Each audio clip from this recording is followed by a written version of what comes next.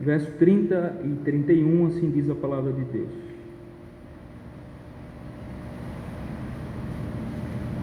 Ora, não levou Deus em conta os tempos da ignorância. Agora, porém, notifica aos homens que todos, em toda parte, se arrependam, porquanto estabeleceu um dia em que há de julgar o mundo com justiça, por meio de um varão que destinou e acreditou diante de todos, ressuscitando dentre os mortos.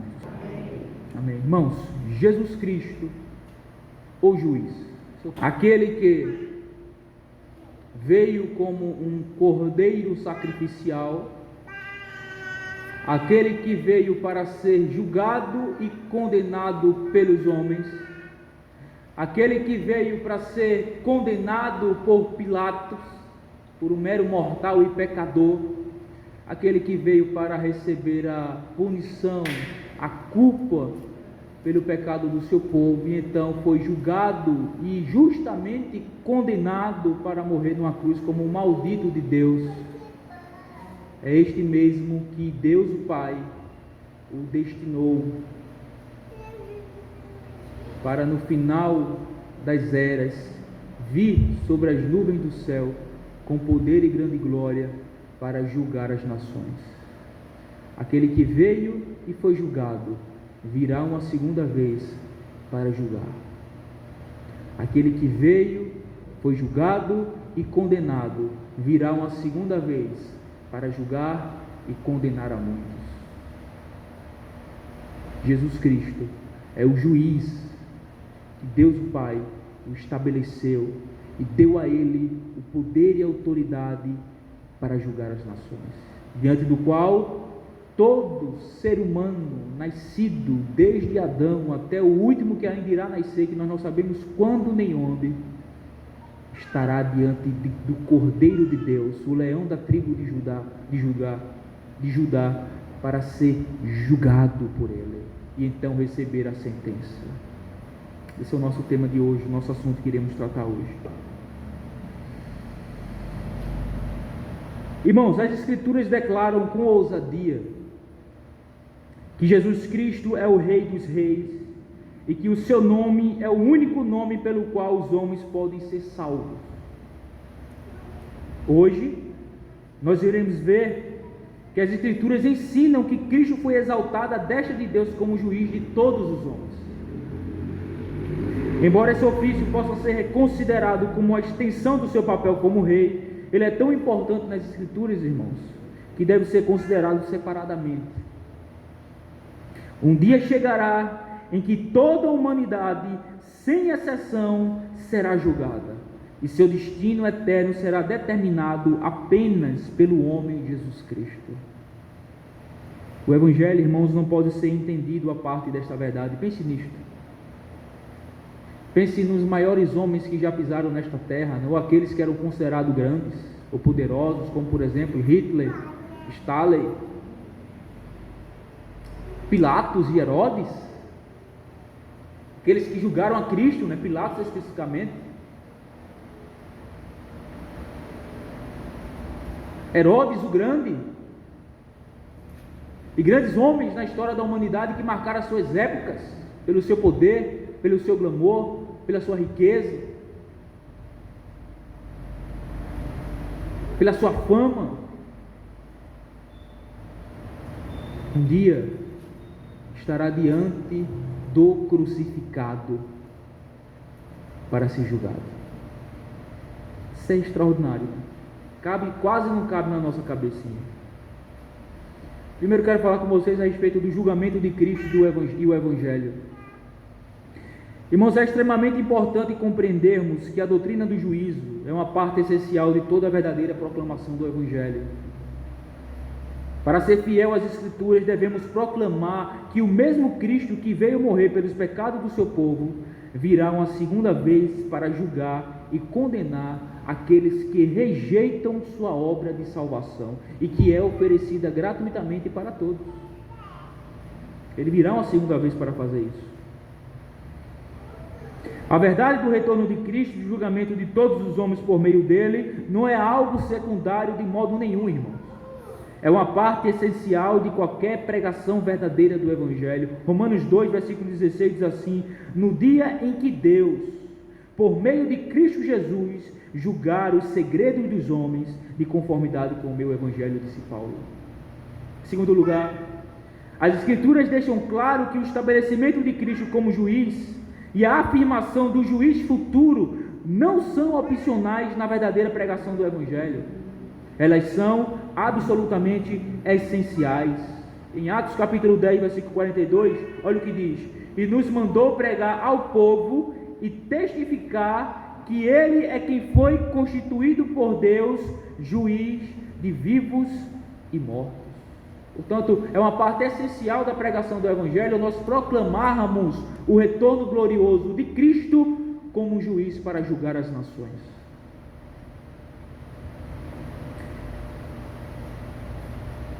Cristo é um juiz divinamente escolhido.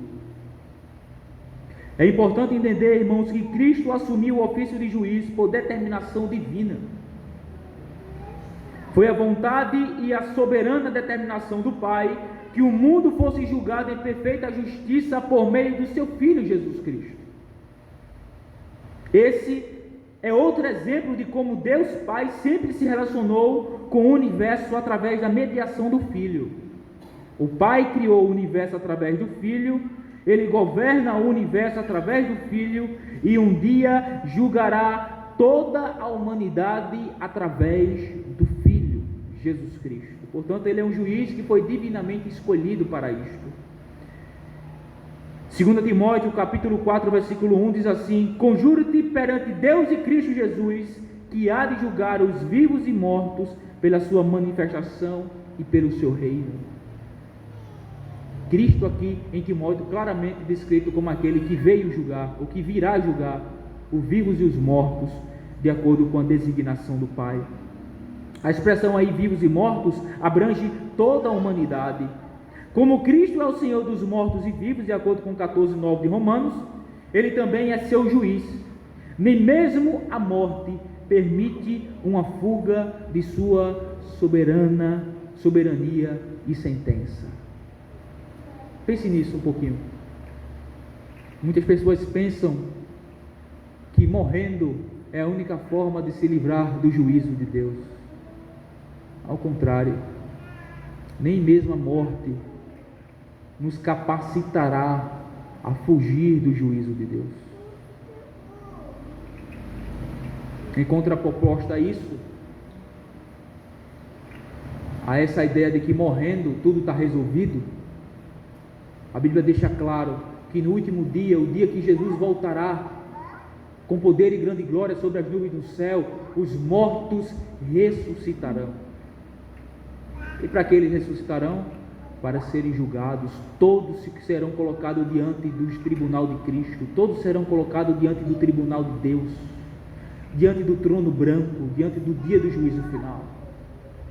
Os vivos, que estarão naquele momento da vida gloriosa de Cristo, e os mortos que ressuscitarão dentre os mortos para ser colocado diante do Senhor.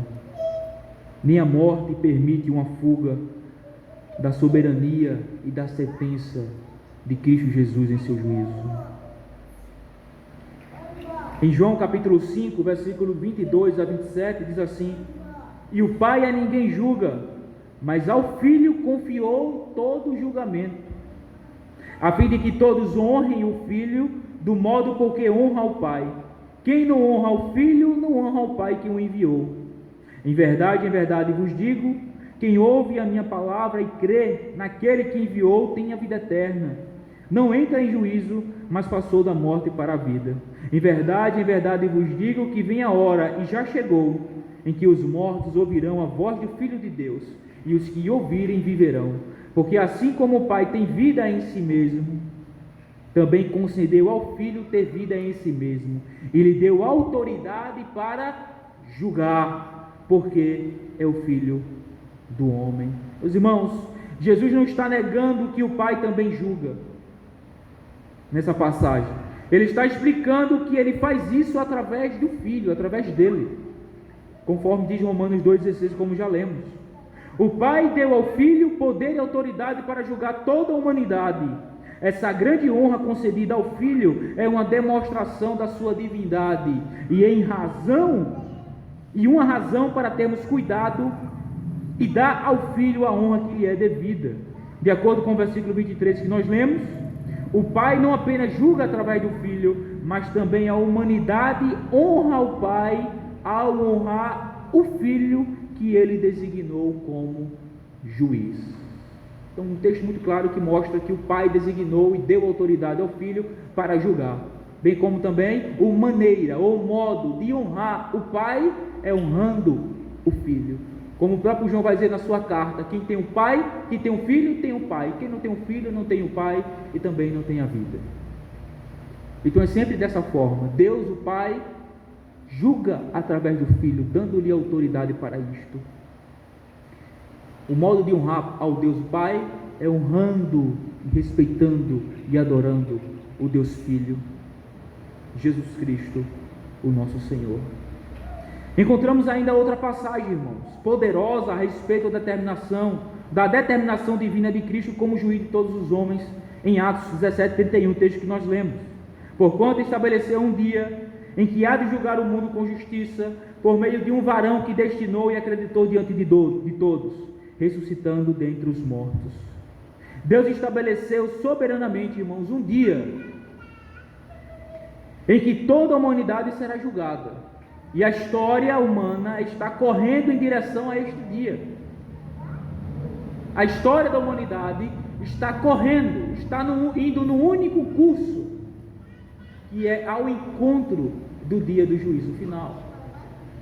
As pessoas não se atentam para isso, né? Acham que a vida é só isso aqui, o agora, e portanto vive para esta vida, e não se atentam que tudo isso irá findar, e que estamos indo a longos passos para um dia específico na história da humanidade, em que Deus destinou Jesus Cristo para julgar todo o mundo, toda a humanidade, dentre os vivos e os mortos.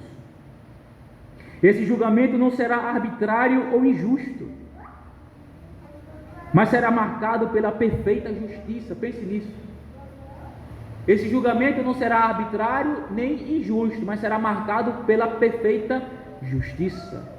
A gente olha a situação que o nosso país está hoje e vê tantas coisas injustas acontecendo por parte daqueles que são revestidos de autoridade, não é isso? Aqueles que são colocados em determinados cargos políticos, determinados cargos de autoridade, cuja única função é estabelecer a justiça, é fazer a justiça. E o que é que nós vemos? Exatamente uma inversão de valores. Pessoas inocentes sendo condenadas e pessoas condenadas sendo absolvidas. Um julgamento injusto.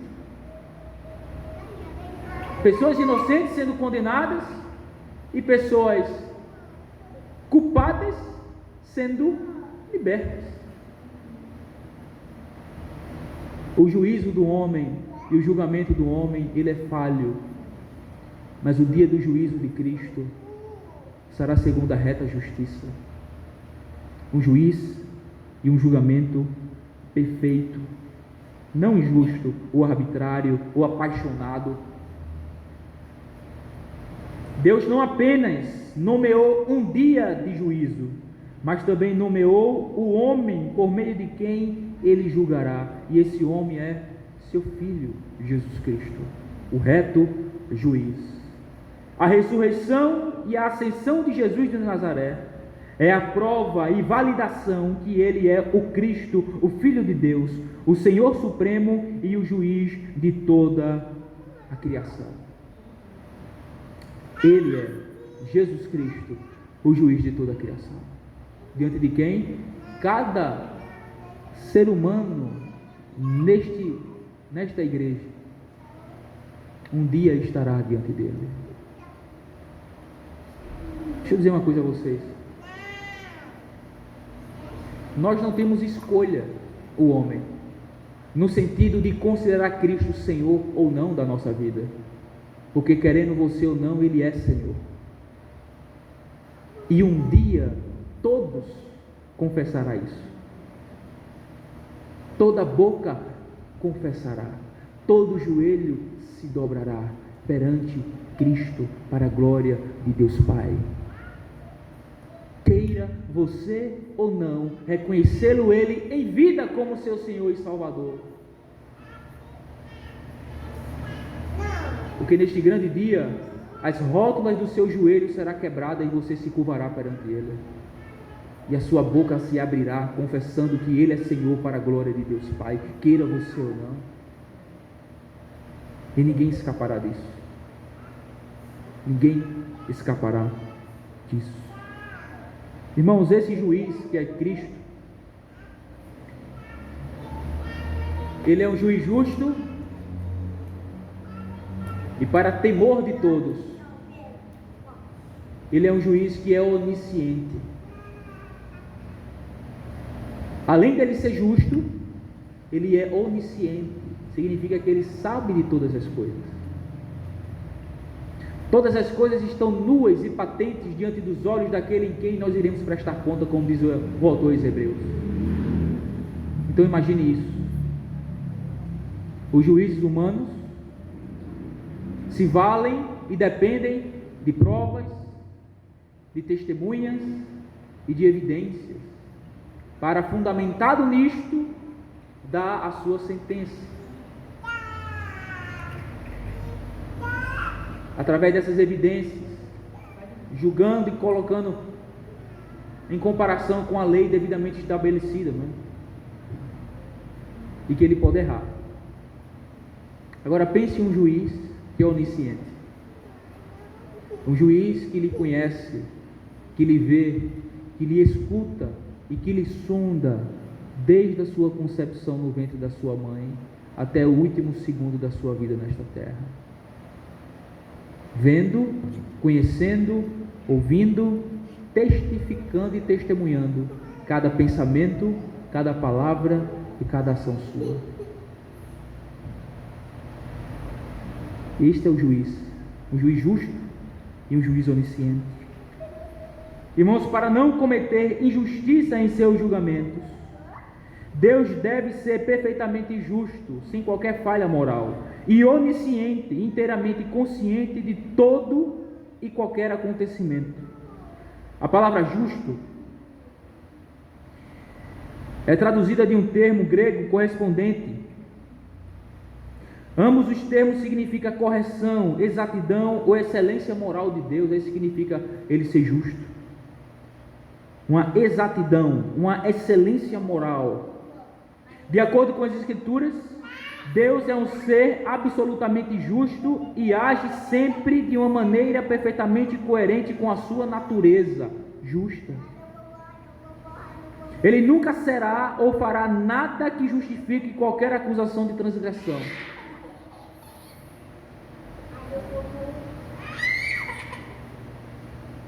No dia em que Deus julgar todos os homens por meio do seu Filho Jesus Cristo, até mesmo os condenados irão inclinar suas cabeças e declarar que seu julgamento está correto. Pense nisso. Até mesmo aqueles que receberão a sentença de condenados irão baixar a cabeça e irão dar o seu amém para a sentença final. Porque o julgamento dele será justo, será coerente com a sua lei, com o seu caráter perfeito, e consequentemente isso virá à tona a imperfeição, a injustiça, a transgressão, o pecado e a maldade daqueles que estão sendo julgados. E eles baixarão sua cabeça e dirão: esse juiz é justo. Eu estou sendo condenado com justiça. Eu irei para o inferno porque eu mereço. As suas consciências irá dar prova disso ante a face de Deus Todo-Poderoso. Irmãos, a palavra onisciência é uma palavra latina composta, todas e saber. e se refere ao atributo de possuir todo o conhecimento. Deus possui um conhecimento perfeito de todas as coisas, do passado, presente e futuro. Deus conhece todas as coisas de modo perfeito, as coisas do passado, as coisas que são do presente e as que virá no futuro. E Ele possui esse conhecimento imediatamente, sem esforço, simultaneamente e exaustivamente. Não há nada oculto a Ele. Nunca existirá a menos diferença entre o conhecimento dEle e o que realmente é. Ele não apenas conhece todos os fatos, mas também interpreta cada um deles com perfeita sabedoria. No grande dia do juízo, Cristo julgará cada homem de acordo com o seu perfeito conhecimento sobre todos os fatos. Nenhum pecado será escondido ou esquecido. Toda criatura, todo ato e todo pensamento sempre está diante dele como um livro aberto. Pense nisso. Todo pensamento, toda criatura na face da terra, todas as ações, toda palavra, toda motivação, tudo que passa na mente, no coração, está diante de Cristo como um livro aberto. Vários textos mostram que Ele é justo. Atos 3:14. Vós, porém, o texto que nós lemos hoje na devocional, negaste o santo e o justo, e pediste que vos concedesse um homicida. 2 Timóteo 4:8. Já agora a coroa da justiça me está guardada, a qual o Senhor, reto juiz, me dará naquele dia, e não somente a mim, mas também a todos quanto amam a sua vinda. O reto juiz Paulo usa aqui. Atos 17:31, texto que nós lemos. Porquanto estabeleceu o dia em que há de julgar o mundo com justiça, com retidão, por meio de um varão que destinou e acreditou diante de todos, ressuscitando dentre os mortos. Também vários textos mostram a sua onisciência. Ele é onisciente. Para que o julgamento de Cristo seja perfeitamente justo, ele deve ser justo e onisciente. Ele deve possuir um conhecimento perfeito dos fatos da vida de cada homem.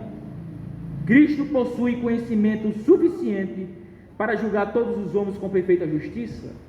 Claro, pois Ele é onisciente. Ele conhece todas as coisas. Apocalipse 2:23, veja o que diz: matarei os seus filhos, e todas as igrejas conhecerão que eu sou aquele que sonda mentes e corações, e vos darei a cada um segundo as vossas obras. Ele é onisciente. O texto diz aqui que ele sonda o quê? Mente, coração. Ele sonda, ele conhece, ele investiga, ele tem o conhecimento do que passa em nossa mente, do que passa em nossos corações. 1 Coríntios 4, versículo 4 e 5. Porque de nada me argui a consciência, contudo, nem por isso me dou por justificado, pois quem me julga é o Senhor. Portanto, nada julgueis antes do tempo, até que venha o Senhor, o qual não somente trará à plena luz as coisas ocultas das trevas, mas também manifestará os desígnios dos corações. E então, cada um receberá o seu louvor da parte de Deus. Cristo é aquele que conhece, sabe, sonda, tem acesso aos desígnios do coração. E esse texto de Coríntios, Paulo vai dizer que ele manifestará esses desígnios do coração do homem. Ele trará à luz aquilo que está em trevas. Seu julgamento é completamente perfeito e exato. Romanos 2, verso 16. E no dia em que Deus, por meio de Cristo Jesus, julgar os segredos dos homens, de conformidade com o meu evangelho. E meus irmãos,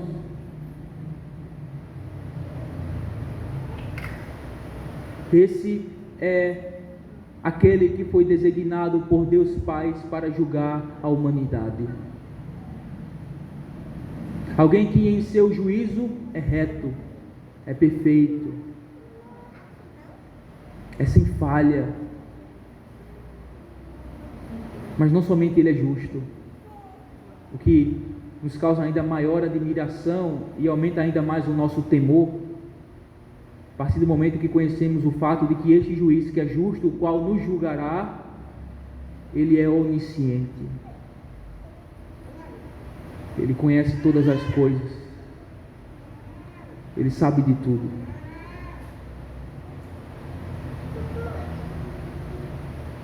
Deixa eu aplicar agora isso de 3 maneiras diferentes para quem a gente pensa. Diz a Bíblia que nós daremos conta de cada palavra, atos e pensamentos. Vamos começar pelas palavras. Quanta besteira já saiu da sua boca?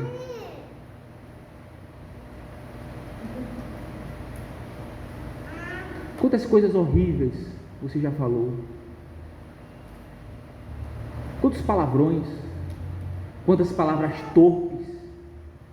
Quantas palavras e expressões carregadas de ódio, de raiva, de ira e de rancor?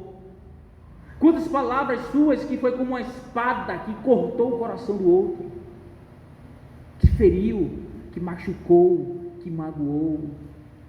Quantas palavras malditas saíram da sua boca, como Tiago diz, né? A respeito da nossa língua.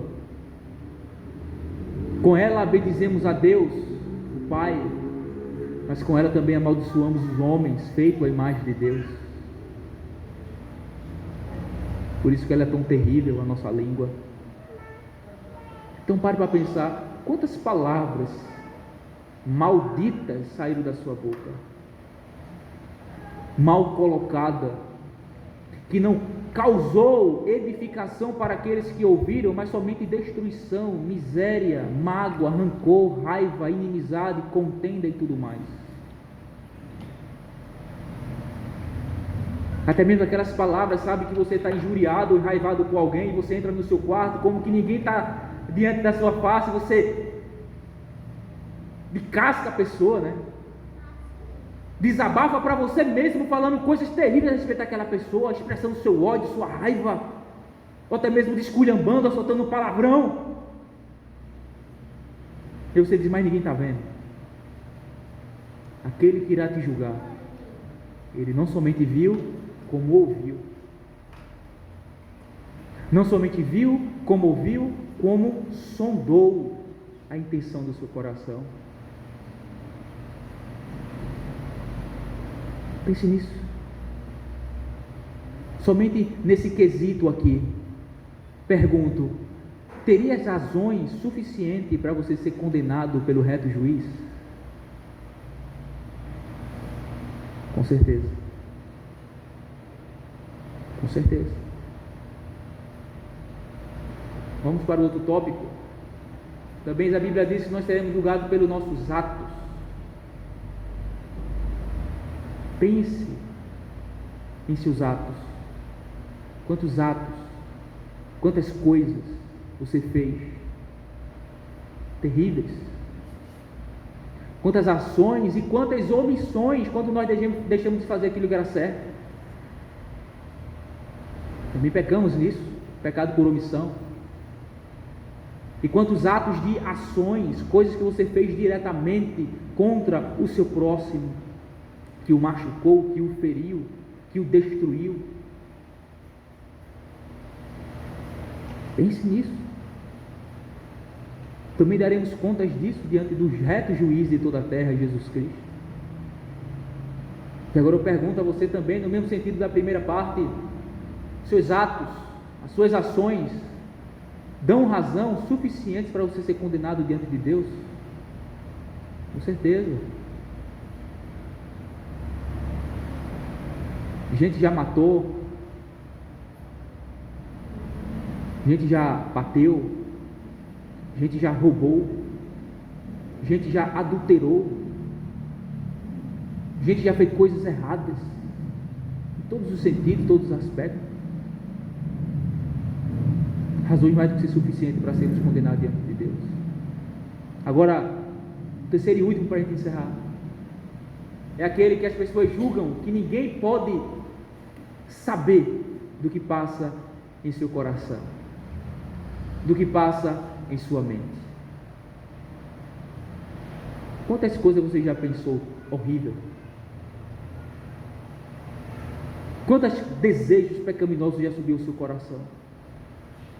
Quantas coisas abomináveis já passou pela sua mente, pela sua consciência, a respeito de todo tipo de pessoa? Os filhos já pensaram coisas terríveis a respeito dos pais. Os pais já pensaram coisas terríveis a respeito dos filhos. A esposa já pensou coisas terríveis a respeito do marido, o marido em relação à esposa. Os funcionários em relação aos patrões, os patrões em relação aos funcionários, os cidadãos em relação às autoridades, as autoridades em relação aos cidadãos. Todas as esferas. Coisas tão terríveis que já passou na sua mente, que se conseguíssemos colocar todos os seus pensamentos em um DVD, e a gente projetasse ele aqui nessa parede atrás, você sairia daqui correndo e nunca mais você voltava de vergonha. Ou não é? Já pensou? Todos os seus pensamentos, você já pensou? Todos os seus desejos, todas as suas fantasias. Se a gente pudesse colocar em um DVD e projetar ele aqui nesse projetor aí, nessa tela, todos nós, irmãos, coraríamos de vergonha, correríamos dessa igreja e nunca mais nós voltávamos, de tanta vergonha que nós passaríamos, de coisas tão abomináveis e terríveis que já passou na nossa mente. Diz as Escrituras que Ele é aquele que sonda as mentes e os corações. Diz as Escrituras que Ele trará à luz os desígnios do coração do homem. Pergunto novamente: o que tem passado em seu coração, em sua mente, em sua consciência, é suficiente para lhe condenar diante de Deus? Com certeza. Com certeza. Como então escapar do juízo do reto juiz? Visto que pecamos com nossas palavras, pecamos em nossos atos e ações, pecamos em nosso pensamento. Somos como uma massa de corrupção.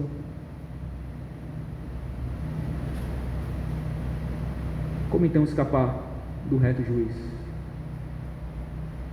Só tem uma maneira: é correndo para Ele, enquanto em vida.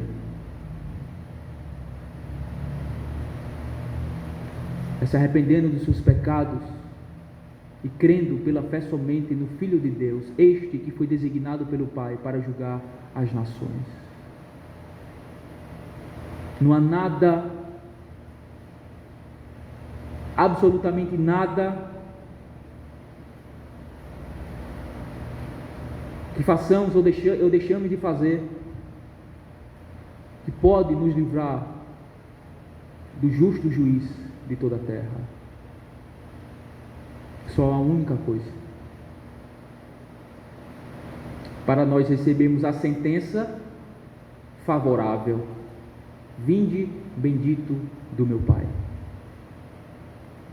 Só a única coisa é se estivermos completamente cobertos com a justiça de Cristo. É se tivermos completamente vestido com a justiça perfeita de Cristo, com as suas vestes sem mácula, sem mancha, sem defeito, coberto com os seus méritos, com a sua obra, com a sua virtude, com a sua pureza, com a sua justiça imaculada, branca, perfeita e pura. Porque se não estivermos cobertos com a justiça de Cristo, a qual nos apropriamos pela fé somente, quando nós cremos, essa justiça é imputada na nossa vida, então Deus nos declara justo. não há nada que possamos fazer, irmãos, para receber a sentença de condenação, para deixar de receber a sentença de condenados, porque todas as provas estarão à mesa de que nós somos culpados, transgressores, pecadores, malditos e merecedores da condenação eterna, a menos que estejamos cobertos com a justiça de Cristo. Caso contrário, as nossas palavras serão contra nós no dia do juízo. Os nossos atos e ações testemunhará contra nós no dia do juízo. Os nossos pensamentos será trazido à tona e revelado para todos. Testemunhará contra nós no dia do juízo. E então receberemos a justa condenação pelos nossos pecados. Portanto, nesta noite, meu amigo, meu irmão, minha irmã, jovens que aqui me ouvem,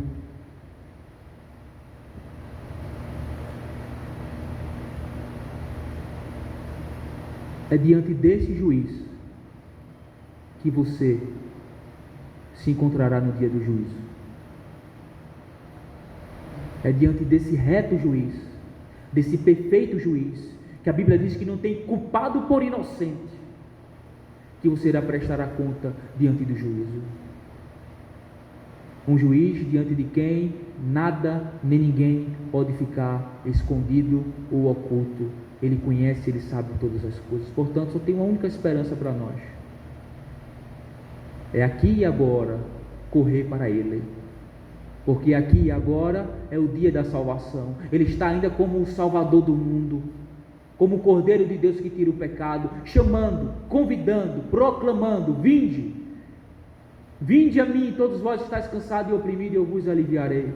Tomai sobre vós o meu jugo e aprendei de mim, que sou manso e humilde de coração, e acharei descanso para a vossa alma. A salvação está sendo oferecida gratuitamente, irmãos. A porta da graça está aberta, mas haverá um dia que esta porta fechará, e tudo o que restará é um justo juiz, para julgar segundo reta justiça, de acordo com todos os fatos dos seres humanos, e que são terríveis. E a menos que estejamos cobertos com a justiça perfeita de Cristo, não haverá escapatória para ninguém. Ele declarará: apartai-vos de mim, malditos, vós que praticai a iniquidade, porque eu não conheço vocês. Não conheço vocês.